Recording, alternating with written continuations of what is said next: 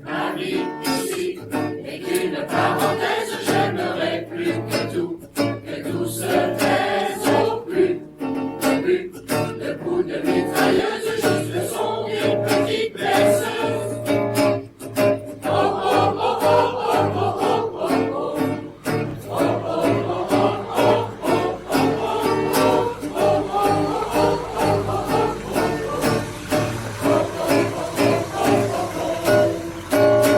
oh mon fusil et mon casque lourd, un tambour et mon picheton.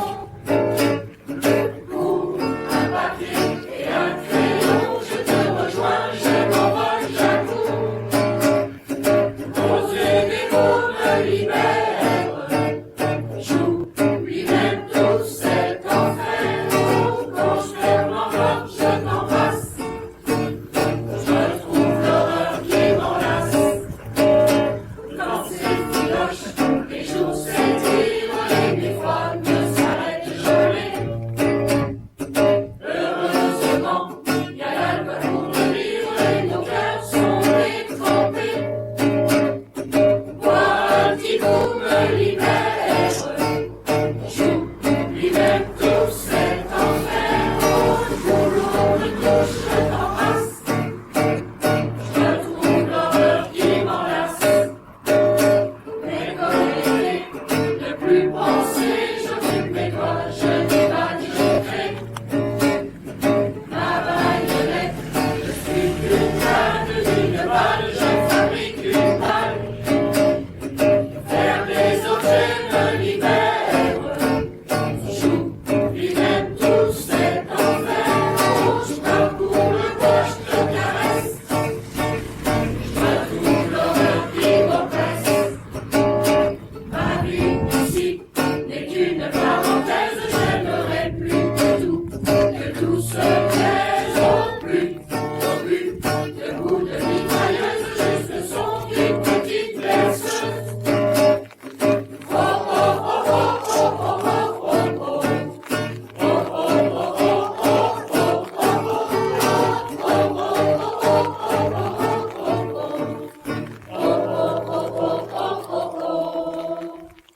Le 11 novembre 1918 est signé à Rotonde l'armistice qui met fin à la Première Guerre mondiale.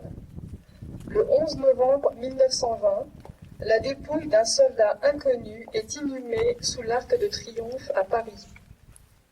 Une loi du 24 octobre 1922 fait du 11 novembre un jour férié consacré à la commémoration de la victoire et de la paix. Depuis, chaque année, le 11 novembre donne lieu à des cérémonies devant les monuments aux morts. Aujourd'hui, il est rendu hommage à tous les morts pour la France. Nous allons vous expliquer la présence du drapeau des médaillés militaires. La médaille militaire est l'une des décorations les plus prestigieuses, mais aussi des plus originales, puisqu'elle récompense à la fois les soldats, gradés et sous-officiers, et à titre exceptionnel, les généraux ayant commandé en chef devant l'ennemi. Elle a réuni sous sa devise « Valeur et discipline ». Les soldats les plus anonymes aux héros les plus populaires tels Georges Guynemer ou Jean Moulin. Elle compte parmi ses récipiendaires les plus grands chefs militaires français. Les maréchaux Joffre, Foch, Pétain, Gallieni, Lyoté, Leclerc, Delattre, Juin, et alliés des généraux Pershing, Montgomery.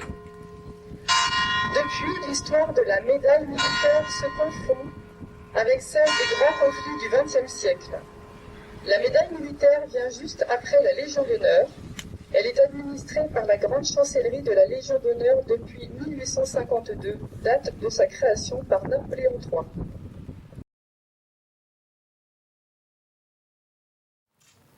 Depuis plusieurs mois, la France se remémore la première année de la Grande Guerre, dans le cadre d'un centenaire unanimement partagé. Les Françaises et les Français se mobilisent pour rendre hommage à leurs aînés et rappeler leur fierté à l'égard de l'histoire de notre pays. Nous nous souvenons de ce 3 août 1914, de ce tocsin qui retentit dans les villes françaises et alerte la population, de ces millions de Français qui se mobilisent. Nous nous souvenons avec respect et émotion de cette journée du 22 août 1914 qui dévoile l'horreur effroyable de la guerre, de ces 27 000 jeunes Français qui meurent au combat ce jour-là. Nous nous souvenons de ce 12 septembre 1914, de ce sursaut français qui redonne foi en nos combattants et en la France. Mais il nous appartient surtout aujourd'hui, à toutes et à tous, de nous souvenir de ce 11 novembre 1918, de cette paix que chacun de nos concitoyens croyait alors éternelle, du courage de nos soldats, de la volonté de notre pays, des souffrances partagées des Français durant 4 années, de la force de la République, qui jamais ne plia, et du triomphe de ses valeurs, de nos soldats, tombés ces dernières années sur les théâtres d'opérations extérieures pour perpétuer l'héritage de leurs aînés. Depuis 1 an, le centenaire de la Grande Guerre mêle intimement mémoire familiale et mémoire nationale. Il est vécu dans chaque commune, chaque famille, chaque foyer. Il rassemble l'État, les collectivités territoriales et les associations. Malgré le temps qui passe et nous éloigne d'un siècle que cette guerre a ouvert, le centenaire mobilise les anciens combattants, les jeunes et au-delà, tous les citoyens de notre pays autour de cette histoire. Il témoigne de la réalité de la guerre, de sa brutalité, de son humanité aussi parfois, de son caractère mondial enfin, en particulier ce jour à Notre-Dame de Lorette, à travers l'inauguration d'un mémorial où sont inscrits par ordre alphabétique les noms de près de 600 000 combattants, de toute nationalité, morts sur les terres du Nord-Pas-de-Calais. Ces 600 000 noms, aujourd'hui gravés dans le marbre de l'histoire et dans la mémoire de l'humanité, nous rappellent combien la mémoire de la Grande Guerre est une mémoire mondialisée et pacifiée. Aussi, cette année, cette journée du 11 novembre est dédiée à la fraternité entre les peuples et à la paix. Elle invite à la réflexion que chacun d'entre nous doit conduire sur la nécessité de préserver la paix, de défendre les fondements de notre République et de l'Europe, et de garantir la place de la France dans le monde. Kader Arif, secrétaire d'État auprès du ministre de la Défense, chargé des anciens combattants et de la mémoire. Fermez le banc.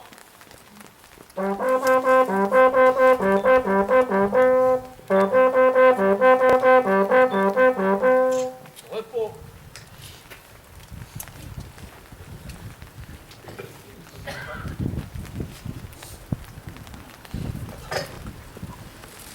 Monsieur le maire et le représentant militaire vont déposer la gerbe devant le monument aux morts et procéder à l'appel des morts de la commune Mort pour la France pour les guerres 1914-1918 et 39-45. Puis va être jouée la sonnerie aux morts suivie de la minute de silence et enfin de la Marseillaise chantée par la chorale. Garde à vous. Dépôt de gerbe.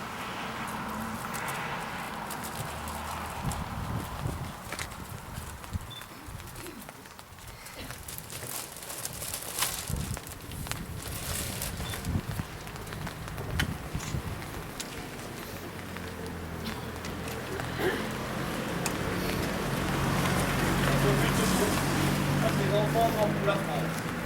Guerre 1914-1918. Émile Rémy. Mort pour la France. Hélène Rémy, épouse Giron. Mort pour la France. Georges Griffaut. Mort pour la France. Constant Pierret. Mort pour la France. Henri Donjon. Mort pour la France. Pierre Egal. Mort pour la France. Raymond Vernou. Mort pour la France. Henri Barrère. Mort pour la France. Arsène Floquet. Mort pour la France. Justin Simon. Mort pour la France. Arthur Briclot. Mort pour la France. Émile Donjon. Mort pour la France. Guerre 1939-1945. Marcel Magisson. Mort pour la France. Gilbert Simon. Mort pour la France. Émile Briand. Mort pour la France. Émile Simon Père. Mort pour la France. Émile Simon fils. Mort pour la Blair. Mort pour la France. Yvette Simon. Mort pour la France. Aux morts.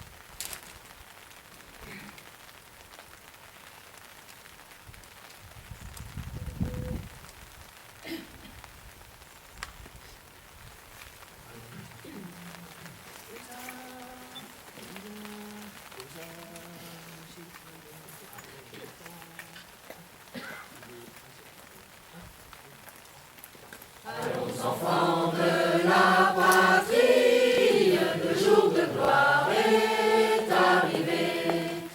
Contre nous de la tyrannie, l'étendard sanglant élevé, l'étendard sanglant élevé. Entendez-vous dans les campagnes mugir ces féroces soldats qui viennent jusque dans vos bras, égorger nos fils et nos compagnes. Aux armes, citoyens, formez vos bataillons, marchons, marchons, 15 ans impurs, abreuve nos sillons.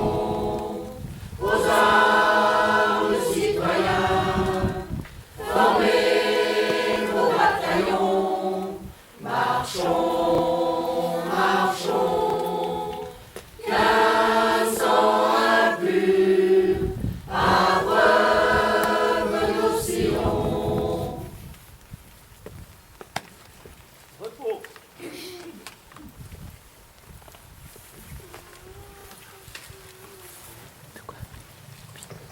Le major Maupetit va procéder maintenant à la remise de décorations.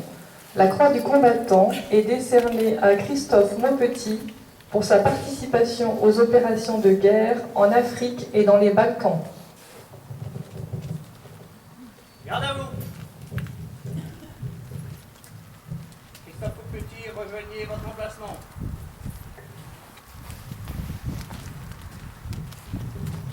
Ouvrez le banc.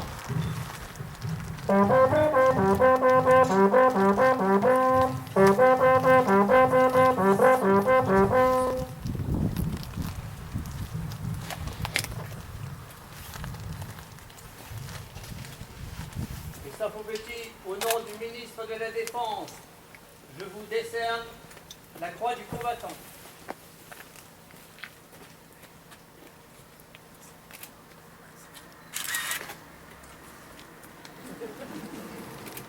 Fermez le banc.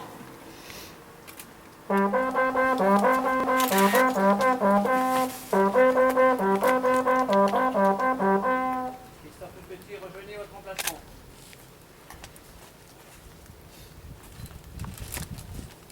Repos.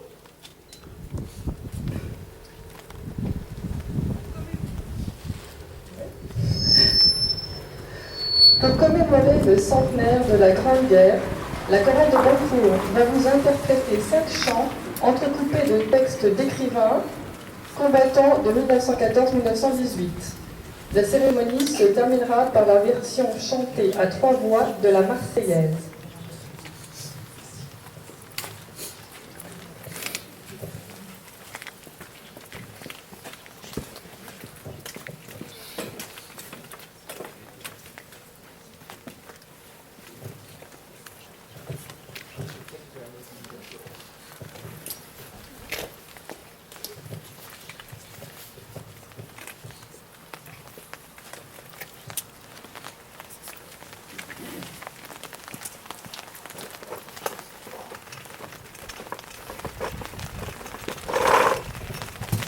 Août 1914.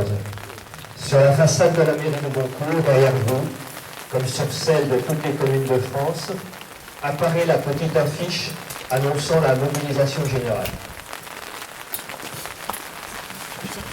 Ordre de mobilisation générale. Par décret du président de la République, la mobilisation des armées de terre et de mer est ordonnée, ainsi que la réquisition des animaux, voitures et armées nécessaires au complément de ces armées. Le premier jour de mobilisation est le dimanche 2 août 1914. Tout Français soumis aux obligations militaires doit, sous peine d'être puni, avec toute la rigueur des lois, obéir aux prescriptions du fascicule de mobilisation. Sont visés par le présent ordre tous les hommes non présents sous les drapeaux et appartenant à l'armée de terre, y compris les troupes coloniales et les hommes des services auxiliaires, à l'armée de mer, y compris les inscrits maritimes et les armuriers de la marine. Les autorités civiles et militaires sont responsables de l'exécution du présent décret. Décret signé par le président de la République, Raymond Poincaré.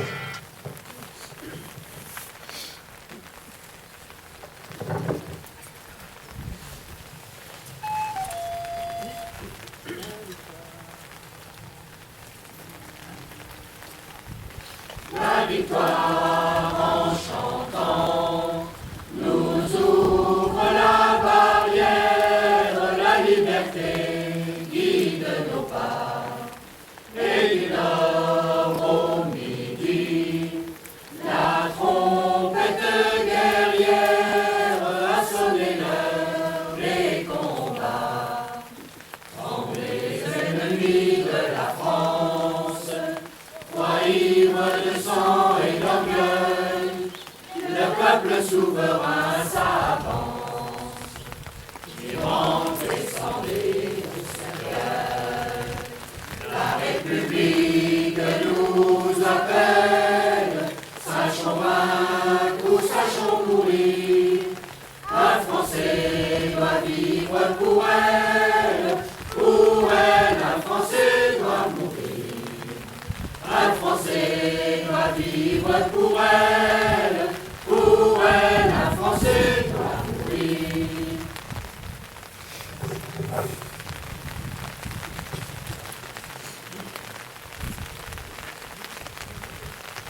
La guerre est déclarée, la Meuse est sous le choc. La moisson, vitale pour ce département rural, bat son plein. Pourtant, il n'y a aucune alternative. Il faut abandonner les champs et le bétail pour rejoindre les régiments à Verdun, Bar-le-Duc, Commercy et Saint-Miel. Les Meusiens vont se battre sur leurs terres. Mais étrangement, surtout dans les villes, c'est l'optimisme qui domine, provoqué par l'idée que la guerre sera courte. On part non avec l'enthousiasme conquérant, mais avec la résolution du devoir à accomplir. Et l'on chante.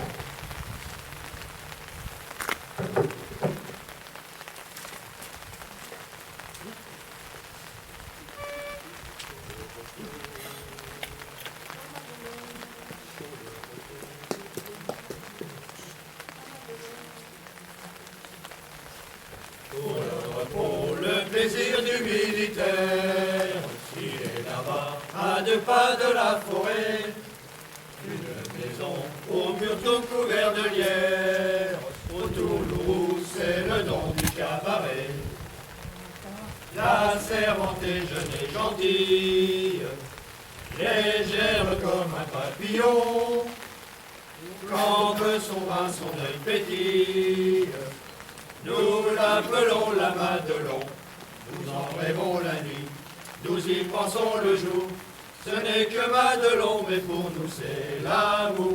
Quand Madelon vient nous servir à boire, sous la tonnelle on frôle son jupon, et chacun lui raconte une histoire à sa façon. La Madelon, pour nous n'est pas sévère, quand on lui prend la taille ou le menton, elle rit, c'est tout le mal qu'elle sait faire. Madelon, Madelon, Madelon, nous avons tous offert une pays, et que l'on ne trouvera bien trop loin pour qu'on lui dise ce qu'on fera quand la classe rentrera. En comptant les jours on s'oublie, et quand le temps nous semble long, tout ce qu'on ne peut pas lui dire, on va le dire à Madelon. On l'embrasse dans les coins, elle dit veux-tu finir? On se figure que c'est l'autre, ça nous fait bien plaisir. Quand Madelon vient nous servir à boire, sous la tonnelle on frôle son jupon, et chacun lui raconte une histoire À sa façon. La Madelon pour nous n'est pas sévère. Quand on lui prend la taille ou le menton, elle rit, c'est tout le mal qu'elle sait faire. Madelon, Un caporal en képi de fantaisie, sans vue trouver Madelon un beau matin, et fou d'amour lui dit qu'elle était jolie, et qu'elle venait pour lui demander sa main. La Madelon parlait en somme, lui répondit en souriant, et pourquoi prendrais-je un seul homme quand j'aime tout un régiment? Les amis vont venir, tu n'auras pas ma main, j'en ai bien trop besoin pour leur verser du vin. quand Madelon vient nous servir à boire, sous la tonnelle on frôle son jupon, et chacun lui raconte une histoire À sa façon. La Madelon pour nous n'est pas sévère. Quand on lui prend la taille ou le menton, elle rit, c'est tout le mal qu'elle sait faire. Madelon.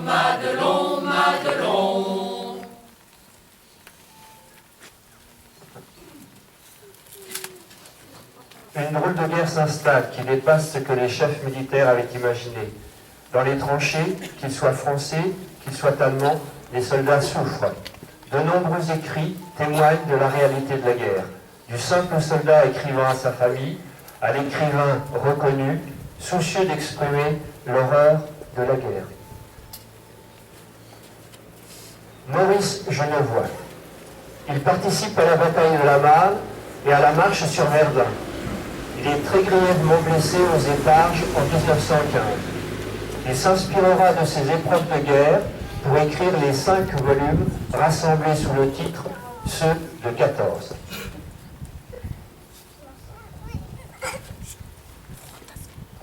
Devant nous, la vallée du Lojo s'évase entre deux chaînes, deux collines aux courbatures. À gauche, les cimes ondulent au bord du ciel. Ligne puissante qui veloute les bois. Alain Fournier, disparu le 22 septembre sur les Hauts-de-Meuse. Son corps et celui de ses compagnons seront retrouvés en 1991 dans une fosse commune près de Saint-Rémy-la-Calogne. Il avait écrit en 1913 Le Grand Maulne, qui constitue son œuvre majeure. Nous avons beaucoup marché, beaucoup voyagé. Nous approchons. On commence à entendre très loin le canon. Heureux les épumures. 28 août 1900. Ernst Junger, écrivain allemand. Il survécut aux 2 guerres mondiales. Il reçut le prix Goethe pour l'ensemble de son œuvre. Soudain, un éclair sauta des racines largement étalées, et un coup sur la cuisse gauche me projeta contre le sol. Je me crus atteint par une motte de terre, mais la chaleur du sang ruisselant ne tarda pas à m'apprendre que j'étais blessé. On découvrit plus tard qu'un éclat coupant comme un fer de lance m'avait blessé au gros de la jambe et que mon porte-monnaie avait atténué la violence du choc. La bataille des Éparges fut le baptême du feu. Il était tout autre que ce que j'avais imaginé. J'avais pris part à une opération guerrière sans voir un seul de mes adversaires.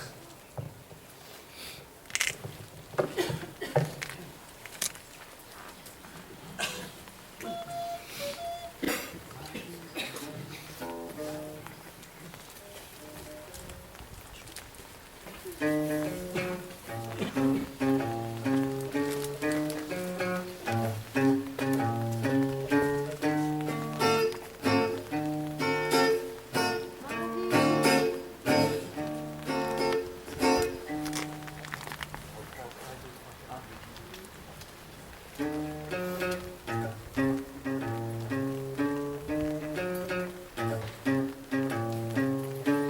vie ici n'est qu'une parenthèse, j'aimerais plus que tout se taise au plus, le coup de mitrailleuse, juste le son d'une petite berceuse.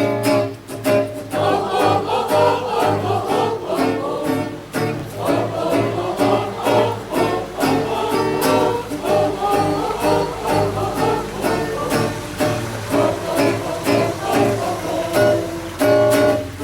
mon fusil et mon casque lourd, ma tambouille et mon bricheton.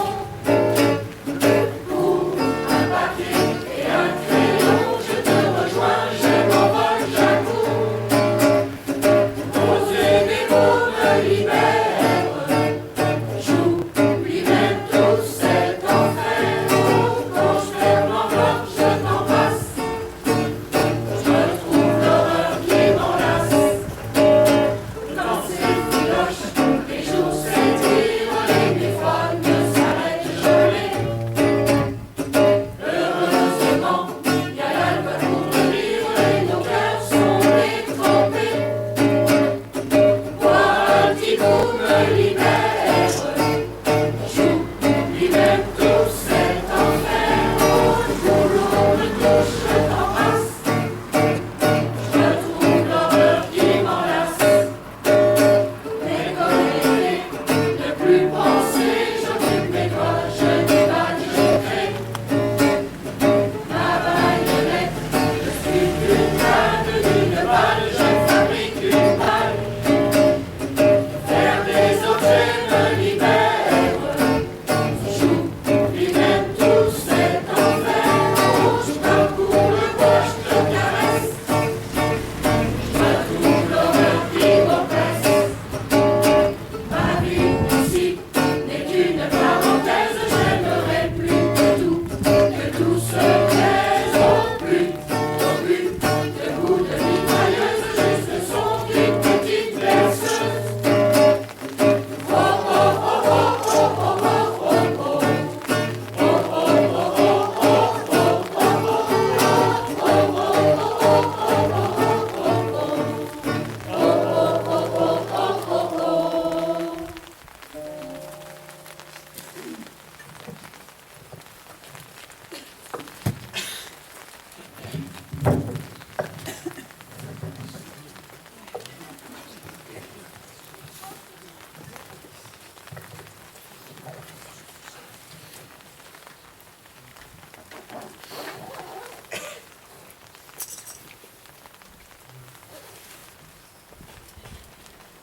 Edlef Köppen, cet écrivain allemand, écrivit un roman autobiographique sur les horreurs de la guerre 14-18 qui fut interdit en 1933 sous le régime national-socialiste.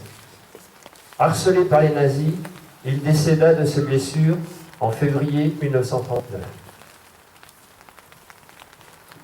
Fatigué, effroyablement là. Le mieux serait encore de baisser la tête 10 cm plus bas afin d'avoir la gueule dans l'épaisse bouillasse. Alors on pourrait dormir. Mais il fait trop froid. Ils sont assis, les épaules presque dans l'eau. L'ennemi marmite. Ils savent qu'ils ne pourront pas s'en tirer, à moins que la pluie cesse ou que l'ennemi se calme. Paul Cazin, combattant au Bois d'Ailly en été et en automne 1915, il publia en 1922 l'ouvrage « L'humaniste à la guerre », qui fut couronné par l'Académie française.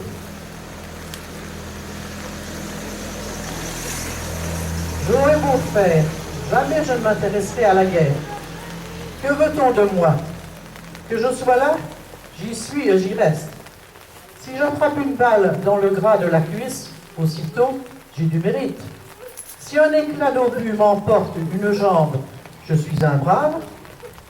S'il me coupe en deux, je suis un héros.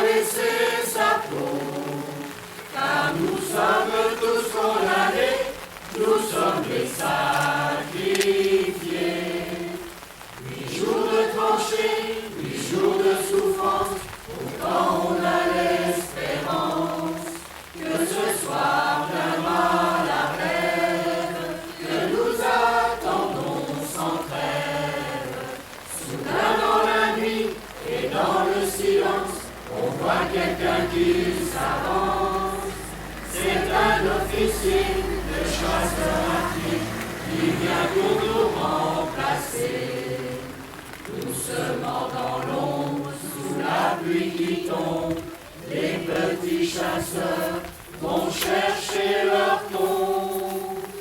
Adieu la vie, adieu l'amour, adieu toutes les femmes. C'est bien fini, c'est pour toujours, de cette guerre infâme. C'est un chaos sur le plateau, on doit laisser sa peau.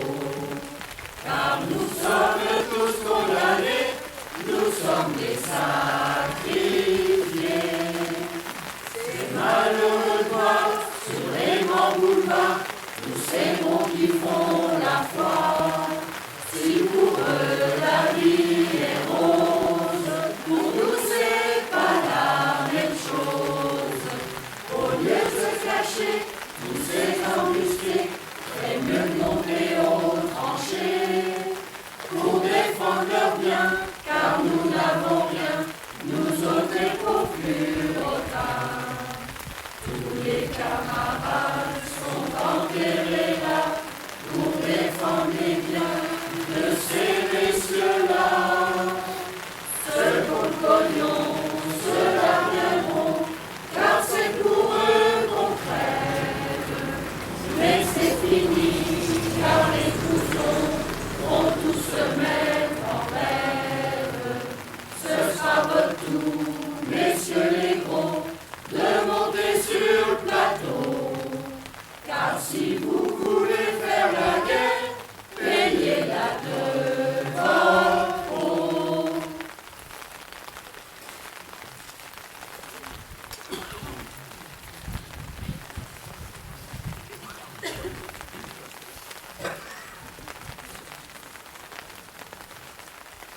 Roger Martin Dugard, affecté au 1er corps de cavalerie pour le ravitaillement en vivres et munitions, pendant le conflit, il écrivit régulièrement ses impressions qu'il publia une fois la guerre terminée dans ses carnets de guerre.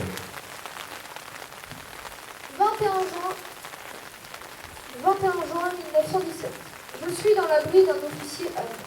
Une case en planche de 3 mètres sur une porte dont la serrure ferme bien.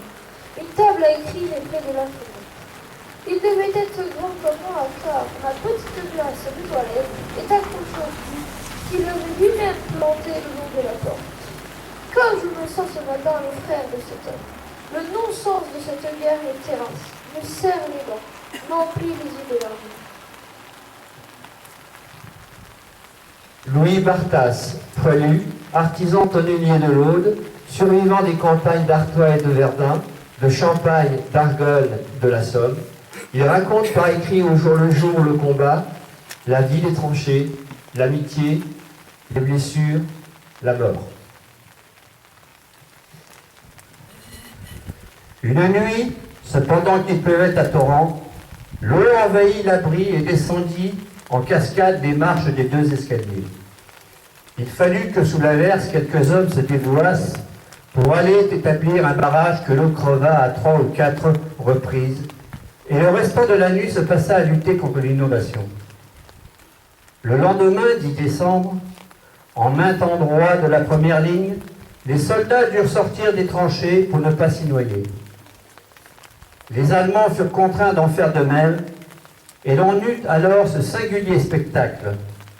2 armées ennemies face à face, sans se tirer un coup de fusil. La même communauté de souffrance rapproche les cœurs, fait fondre les haines, naître la sympathie entre gens différents et même adversaires. Ceux qui nient cela n'entendent rien à la psychologie humaine. Français et Allemands se regardèrent, virent qu'ils étaient des hommes tous pareils. Ils se sourirent des propos, s'échangèrent des mains et se tendirent et s'étreignirent. On se partagea le tabac, un quart de jus ou de pinard. Ah, si on avait parlé la même langue! Un jour, un grand diable d'Allemand monta sur un monticule et fit un discours dont les Allemands seuls saisirent les paroles, mais dont tout le monde comprit le sens, car il brisa sur un tronc d'arbre son fusil en 2 tronçons dans un geste de colère. Des applaudissements éclatèrent de part et d'autre, et l'internationale retentit. Ah, que n'étiez-vous là, roi démon?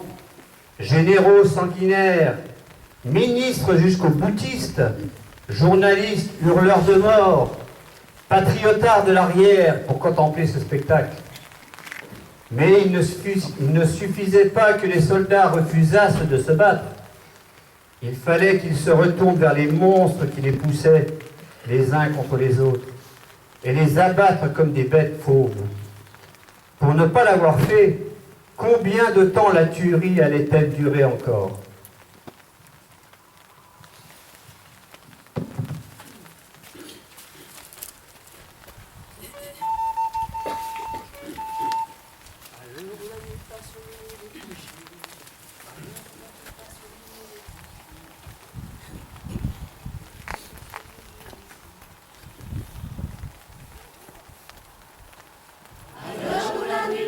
Au milieu des tranchées, ma très chère Augustine, je t'écris sans tarder.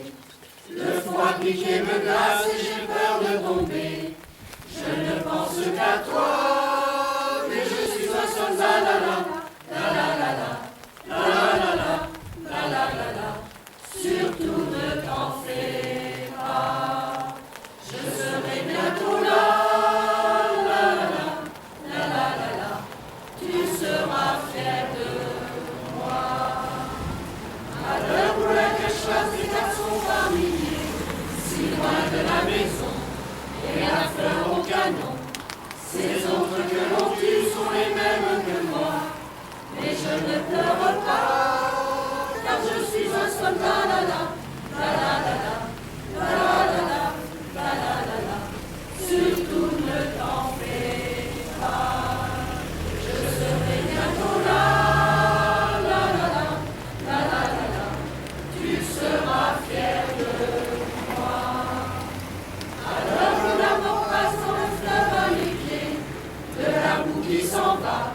Et que la scélérat, je revois tes yeux clairs, je sais d'imaginer l'hiver auprès de toi. Et je suis un soldat, la la la la la la la la la la. Je ne sens plus mes bras, tout tourne autour de moi. La la la la la la la. Mon Dieu, sors-moi de là. Ma très chère Augustine, j'aimerais te confier nos plus beaux souvenirs et nos enfants rêvés. Je crois pouvoir le dire, nous nous sommes aimés. Je t'aime une dernière fois, je ne suis qu'un soldat, la la la la la la la la la la la la la la la. Non, je ne reviendrai pas.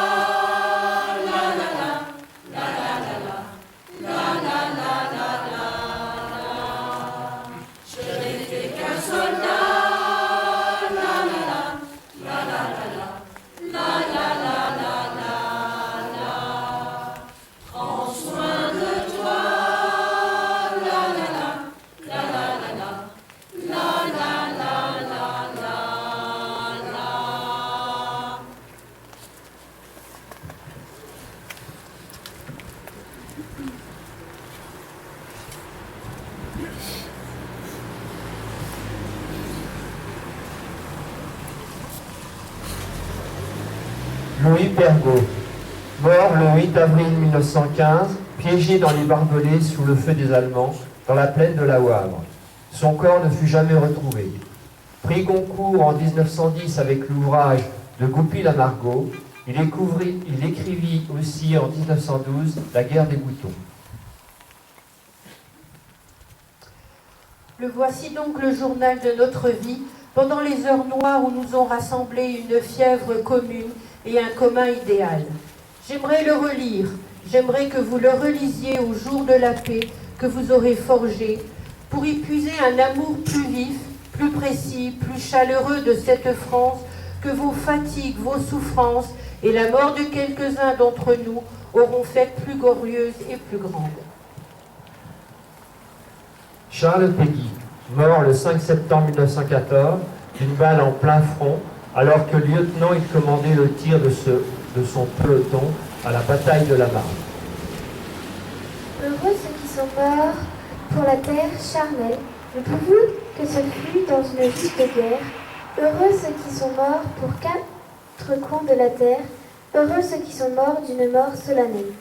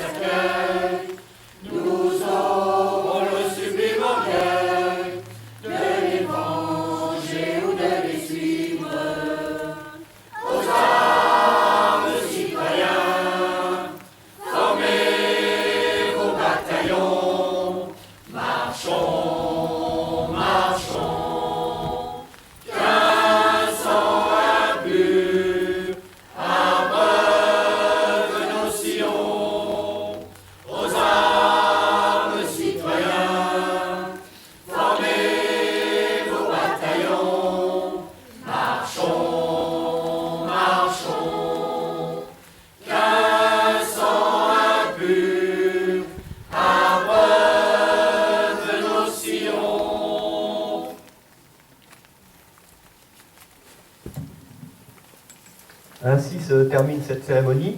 Je vous demande d'applaudir vivement la chorale.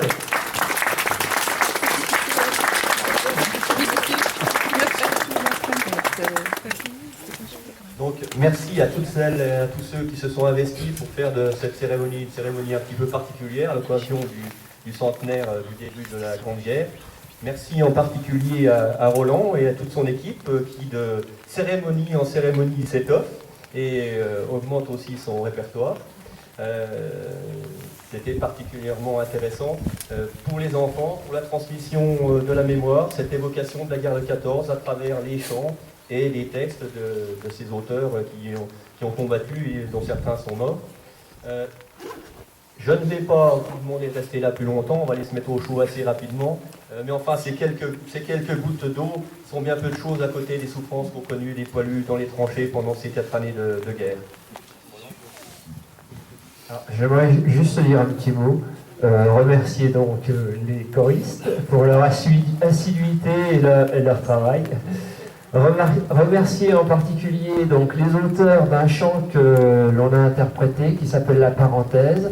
Donc la famille Le Borgne, donc Maggie et puis Clément le guitariste, c'est eux qui sont les auteurs de cette magnifique chanson, harmonisée aussi par leurs soins. Donc je vous demande aussi de les applaudir pour cette occasion. Voilà, et puis au nom de la chorale, je vous remercie pour votre écoute Et je vous donne rendez-vous l'année prochaine où ce seront les femmes qui seront à l'honneur, les femmes durant la guerre. Le thème de l'année prochaine est déjà trouvé. Merci Roland. Merci également aux porte-drapeaux, aux militaires, et puis à vous tous qui êtes restés ma foi, un petit peu longuement sous la pluie, mais on va aller se mettre au chaud maintenant. On se retrouve là-haut à la salle de la mairie.